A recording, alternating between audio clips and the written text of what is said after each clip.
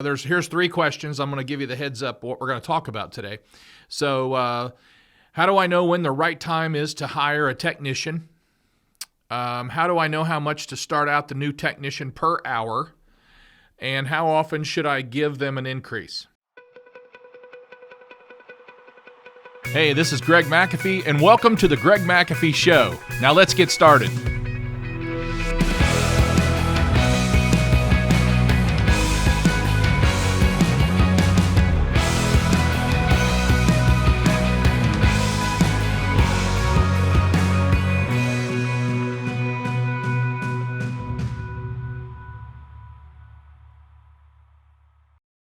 Hi, once again, welcome to the Greg McAfee Show.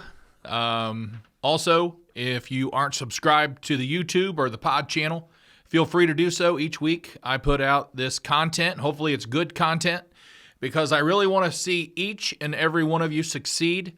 So hit that subscribe button, turn on your notifications, and on every Tuesday when I put out a new episode, you'll be the first to see it. Okay, guys and gals, I've had some questions sent in from some contractors, and the first question, here's three questions. I'm going to give you the heads up what we're going to talk about today. So, how do I know when the right time is to hire a technician? How do I know how much to start out the new technician per hour? And how often should I give them an increase? So those are three great questions that when I coach small businesses anywhere from $300,000 to $3 to $4 million. Those are just great questions that people need to know. I didn't understand it when I first started, and I didn't know when to hire people. I didn't know an exact time. Today we have it pretty much down, and but we can always learn more. So the first question is, and just so you know, I run a heating and air conditioning company out of Dayton, Ohio. I started it from scratch. We're going on our 31st year. I started it with $274 in a used truck. Very slow growth. The first 15 years, we only grew one person a year. So I had 15 employees after 15 years. And then we gradually grew faster after that. But this is our 31st year. We've reached number one, as far as top of mind goes in our territory and in our area. And I've written a couple books. This is my latest book, Build and Grow Your HVAC Business. It's basically a lot to do with how I did it. And from what I gather from my reviews and from talking to people who have read the book, it has definitely helped them, give them some insight, help them realize that they're not alone. And matter of fact, I had someone today ask what I said, because of the slow growth and, our phone didn't ring one time for 2 weeks. They asked, how did you keep from quitting? And that's a great question. It's called tenacity. It's called motivation. When my wife was expecting our first son, and my wife's goal was to be a stay-home mom. So, turn up the heat, baby. Make it happen. Crank it out. Wore out a lot of shoes going door to door, making a lot of phone calls, and just making things happen because failure was not an option in this case. I failed a lot, but it was not an option to fail, especially when you have a family member. Rumor has it that they said I would never make it. So a lot of motivation there. Got to make it happen. Okay, how do I know when the right time to hire a technician? Well, we call it capacity of work. So I'm just going to make up some numbers. If your technician does $200,000 a year in a truck, when you get a technician, if you're growing and you're wanting to grow, now if you're just going to remain a one or two man shop, then so be it. I wouldn't worry about this. Because you control your own growth by saying we can't get to you. But if you're growing and you're trying to get to all the people calling in, all the customers calling in, you're wanting to serve everyone who calls, and you're wanting to grow, then you've got to start planning around the capacity of your growth. or the capacity of your revenue or what you're doing. So in other words, if a good technician is doing $200,000, when that technician gets to, and you're not going to know this when you hire the first technician, for me, it was putting someone in a truck was a big deal because I was the man in the truck. I was the guy in the truck. I was running the service calls. I was doing the installs. We started doing air duct cleaning about 3 years after we started heating and air business. And so I was the guy in the truck everywhere. I was the guy making the sales. I was also answering the phone. We had an answering service, but I'd call back all the calls, and I would schedule them, and I would go out and run them and all that kind of stuff. So the first guy in the truck, it's a little bit more difficult because you're just hoping you can keep him busy, okay, or her busy. So it's a little bit different than that first one. Once you get that first one down and you realize how much they're doing in a truck revenue-wise. So going back, when do I know when the right time is to hire a technician? We like to be around 80% capacity. So if you're doing 200,000, 80% capacity is going to be about 160,000. So when a technician gets to 160,000, you better be ready to hire someone because it's going to take some training time. For them to get from 160 to 200, that's your training time. So that technician needs to be thoroughly trained. At McAfee Heating and Air, we do things a little bit differently. We train a lot longer.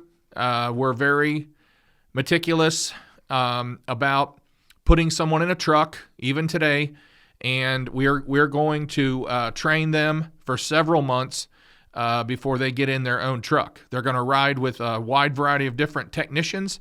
Install, I want them to see everything we do. They're going to do in-house training. They're going to do a wide variety of different things to learn about McAfee, to learn about our company, and to learn about what their job is going to be as a technician.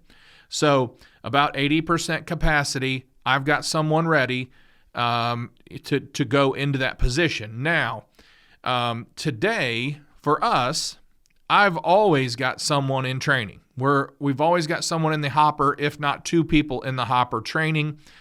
And when you're growing at a steady growth, as soon as that person gets trained, and we have a training log that they finish different, I can't think of the word right now, but it's different levels of training, and when they get that last one checked off that they've done all these things and they understand all these things and they get in their truck, then they're ready to go. And we have maintenance technicians and we have service technicians, and the maintenance technicians do only maintenance. They start off with only McAfee installs, and then they get into maintenance, maintaining other equipment. But at first, it's for a full year, they're doing nothing but McAfee.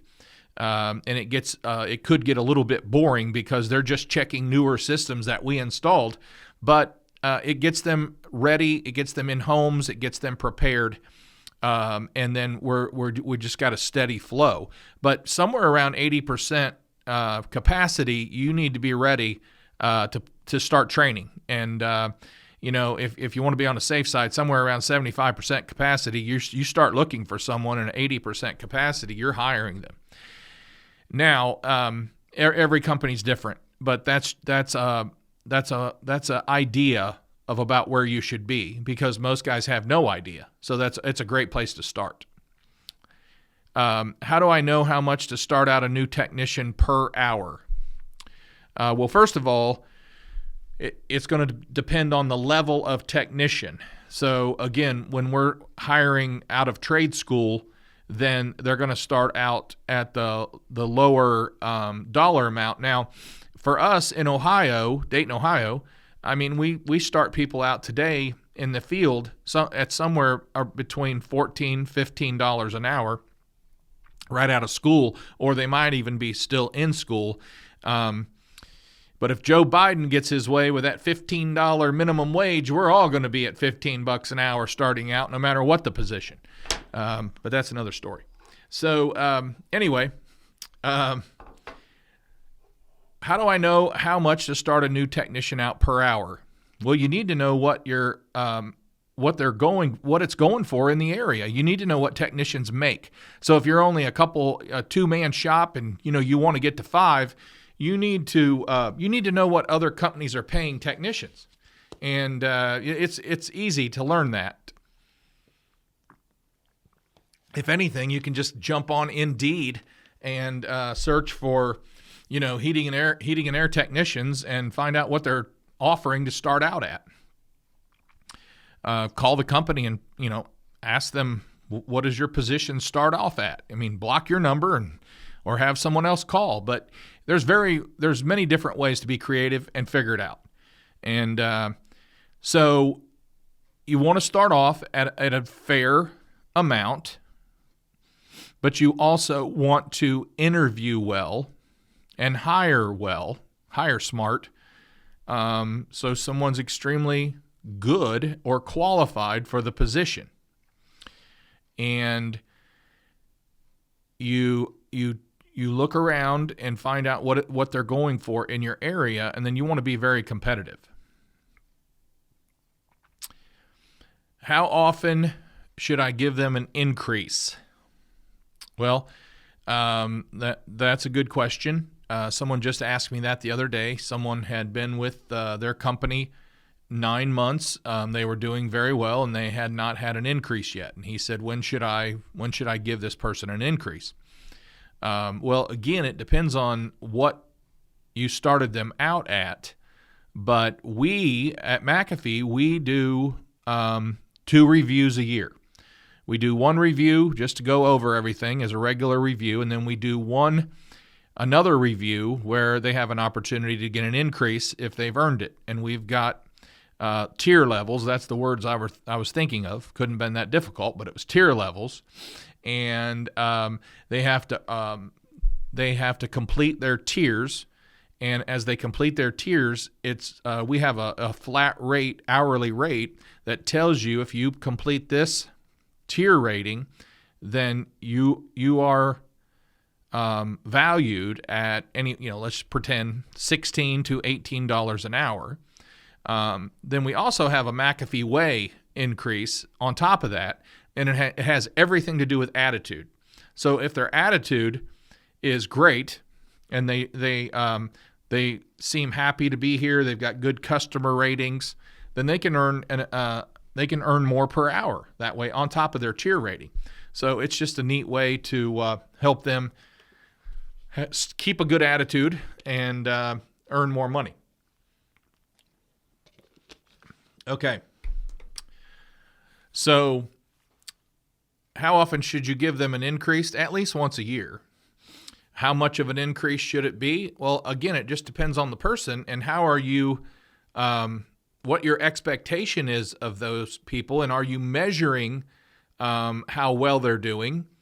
One thing I will say that we have a tendency in the home trade area is to not track an employee well, and we base their increase on what we remember the last few weeks or the last month.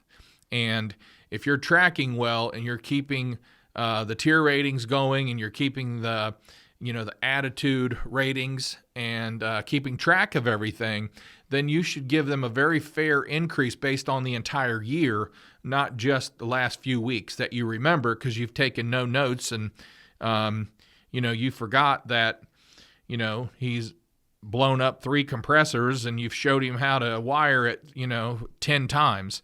You forgot about that.